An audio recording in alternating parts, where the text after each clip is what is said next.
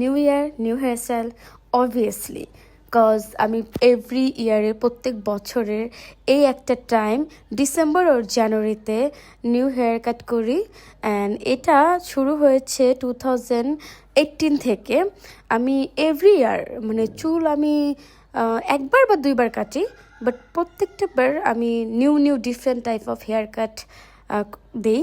আমার face shape অনুযায়ী দেই, বাট কিছু আছে না যে এক type of hair style always কাটবো, ওইরকম কখনোই করি না। কজ আমার হেয়ার স্টাইলিং চেঞ্জ করতে আমার ভালো লাগে। অ্যান্ড হেয়ার স্টাইল চেঞ্জ করলে না লাইক হচ্ছে আপনার নিজের কাছেও দেখবেন যে নিজেকে একটু ডিফারেন্ট নতুন করে দেখা যায়। অ্যান্ড আমি অ্যাজ অলওয়েজ মফিস যে টোটাল কেয়ারে বসে, তার কাছ থেকেই হেয়ার কাট করি।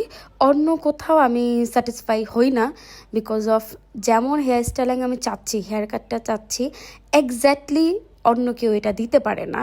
বাট আমি তার কাছ থেকেই অলওয়েজ হেয়ার কাট করি। সে শ্রীলঙ্কান, তো বাংলাদেশের টোটাল কেয়ারে বসে। তো উনি আমার কাছে অ্যাজ এ বলবো হেয়ার স্টাইলিং মাস্টার। এমন কোনো হেয়ার কাট নাই আজ পর্যন্ত আমি 2018 থেকে দেই হয় নাই। এক্স্যাক্টলি যেমন চেয়েছি প্রিন্টারেস্ট থেকে তাকে যদি দেখাই যে এই কাটটাই চাচ্ছি, সে এক্স্যাক্টলি আমাকে ওই হেয়ার স্টাইলটাই করে দেয়। অ্যান্ড আর আমি অলওয়েজ এরকম শর্টের মধ্যে কাটি, শর্ট লেয়ার, মাঝে মাঝে সামনে ব্যাগস অ্যান্ড হয়তো ফেদার্স কাট, এরকম টাইপের এখন লেয়ার এখন চলতেছে। সো আমি অ্যাজ ওয়েল এস শর্টের মধ্যে আমার হেয়ার রাখতে চাই, আমার আমার পছন্দ পার্সোনালি। বাট তারা কিন্তু আপনাকে সাজেস্ট করবে যে আপনার ফেস শেপ অনুযায়ী কোনটা মানাবে অ্যান্ড কোনটা বেস্ট হবে। অ্যান্ড ইভেন দো আপনার কালার, আপনার স্কিন টোন অনুযায়ী কিন্তু কালার হেয়ার কাটটা খুবই ভ্যারি করে।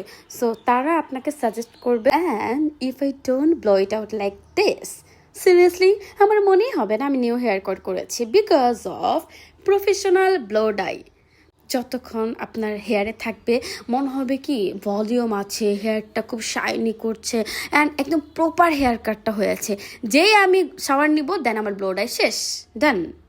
আর আপনি বাসায় যত ব্লো ডাই করেন একদমই প্রফেশনাল স্যালনের মতো হবে না।